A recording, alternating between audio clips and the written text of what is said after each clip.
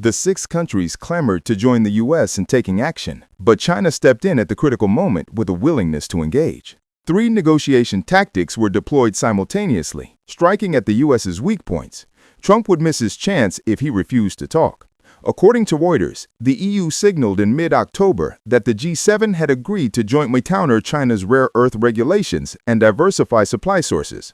However, within days, China and the U.S. held a video call, agreeing to go to Malaysia to sit down and talk. Upon hearing this news, many people came out to hype that China must be unable to withstand the pressure and is about to compromise. China's willingness to negotiate is not an intention to escalate the situation, nor does it mean giving in. China has long made it clear that preparations for a trade war are already in place, but the door to negotiation remains open. What needs to be discussed will still be discussed. On the flip side, the U.S. tariff truce has barely lasted a few days when Trump is already clamoring to impose 100% tariffs again, along with indiscriminately charging port fees to Chinese vessels. How does that even show any willingness to negotiate in good faith? So China is willing to sit down and talk out of courtesy, but if the U.S. really thinks this gives them an advantage, it's underestimating China's hand. One after another, China's stance has grown firmer.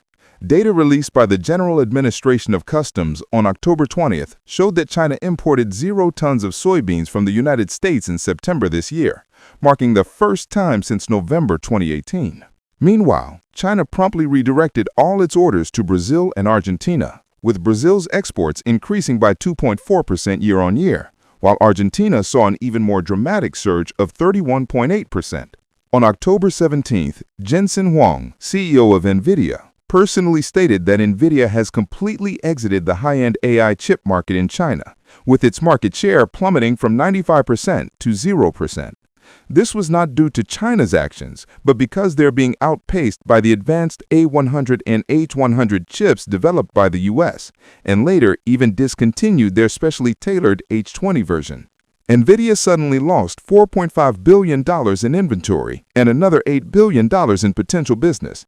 Now that Huawei's Ascend chips have taken off, they offer similar performance but at 20% lower prices, pushing domestic chip market share from less than 30% to 40%. Jensen Huang himself admitted that U.S. policies have cost him the world's largest market. In the end, China's actions will hurt the United States the most, with rare earths being the ultimate trump card. The Ministry of Commerce issued 3 announcements in one go, expanding the scope of rare earth regulations to include not only the raw materials themselves, but also mining techniques, smelting technologies, and production equipment. China controls 70% of global rare earth mining, 90% of processing, and 93% of magnet manufacturing. This is the real trump card. Now, looking at the fact that China and the U.S. have agreed to negotiations, China is not only not backing down, but is actually full of confidence. China has never been afraid of negotiations because the necessary preparations have long been made and every card is in place. The U.S. soybean clearance in September is meant for American soybean farmers. Don't they always say China can't do without U.S. soybeans? Now let you see who can't do without whom. NVIDIA dropped from 95% to 0%. This is for U.S. tech companies to see. Blocking China will ultimately hurt you the most. The tightening of rare earth regulations is for the G7 to witness, and dreaming of bypassing China is pure fantasy.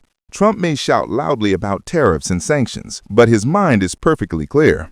American farmers are waiting for orders from China, while chip manufacturers eye the Chinese market with dependency on rare earths, industries that cannot do without Chinese supplies. Which one can withstand the turmoil? So the real panic isn't from China, but from the U.S. China is willing to talk to give an opportunity for dialogue, but if the U.S. truly thinks China will back down under recent joint pressure, then it has misjudged. What's being zeroed out isn't just soybeans, it's the present of NVIDIA and the future of other companies. In this game, China has firmly grasped the initiative, ready to engage in serious negotiations or fight to the end. The so-called joint pressure from the G7, in plain terms, is just a morale booster for the U.S. The truly confident side has always been the one well-prepared and holding the trump card.